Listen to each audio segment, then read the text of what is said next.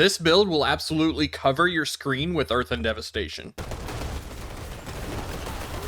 With the massive nerfs to Grizzly Rage, this is now the only build that can guarantee us 100% unstoppable uptime. They technically nerf Symbiotic as well, but we'll still get enough resets that it won't matter. I'll tell you every single thing you need to know to get this build off the ground. Or on the ground? I don't know. First off, let me explain how it works. Aspect of Trampled Earth allows your Trample to cast 6 landslides per use, and the Subterranean Aspect casts landslides in a circle around you. Aspect of the Aftershock will double these. Symbiotic Aspect reduces the cooldowns of Trample and Bulwark whenever we use our basic skills. And because we're using the Grey Staff of the Crone, we're using 2 Storm skills at once when we basic attack. With a 30% chance to trigger our Nature's Fury Keystone passive with each basic skill, this means our Symbiotic is constantly resetting our cooldowns. And we're simultaneously resetting the cooldown of our Poison Creeper when we critically strike. This means we never deal with spirit issues, never deal with cooldowns, and we can spam our skills everywhere. By using a controller to play this build, we can hold down our basic attack button while we run in order to get our resets. So I highly recommend doing so. For our skill rotation, we'll initiate the fight by trampling into enemies. Trampoline?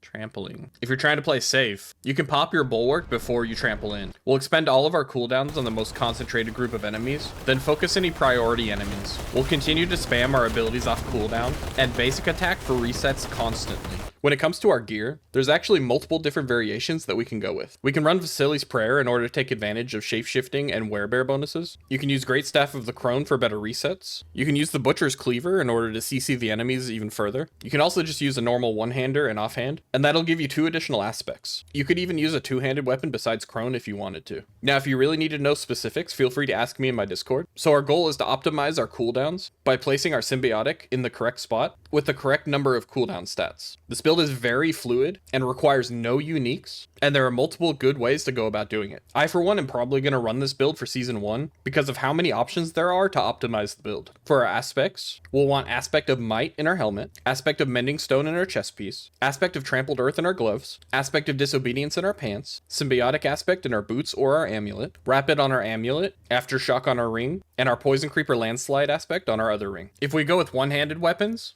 we can use Accelerating, Crash Stone, Edge Masters, Natural Balance, or Retaliation. Also, one more thing to note, if you get Aspect of Changeling's Dead, you can modify this build to focus more on the companion damage and include Changeling's Dead for huge damage bursts. I was on the fence about which way I wanted to go with this build and decided to go with the Earth for now, but I think both are solid options. Don't be afraid to play around with where you put these different aspects. Depending on your individual setup, it could be more beneficial to have things in different locations. Our stat priorities are attack speed, critical strike chance, vulnerable damage, critical strike damage, cooldown reduction, damage reduction, maximum life, total armor, movement speed, ranks to landslide, ranks to envenom, barrier generation, and dodge chance. For our gems, we're using ruby on our armor, emerald on our weapons, and skulls on our accessories. When we get malignant gems, we'll be using those instead, but use skulls as placeholders until you do. Speaking of malignant gems, since we don't have the info yet on what we'll have, make sure you check the Discord in order to see what we end up using. For our spirit boons, we're doing Wariness, Scythe Talons, Swooping Attacks,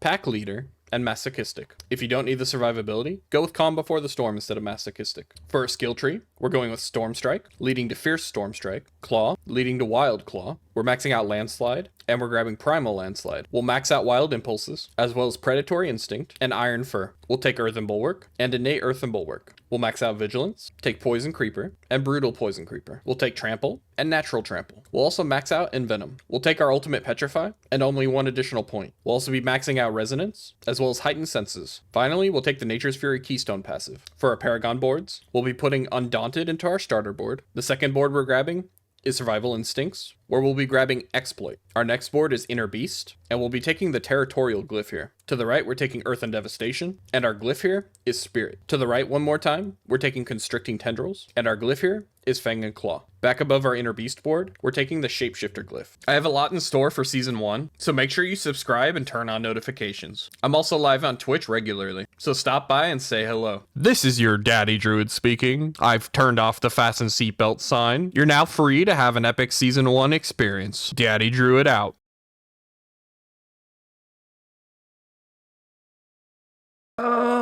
This thing's going down!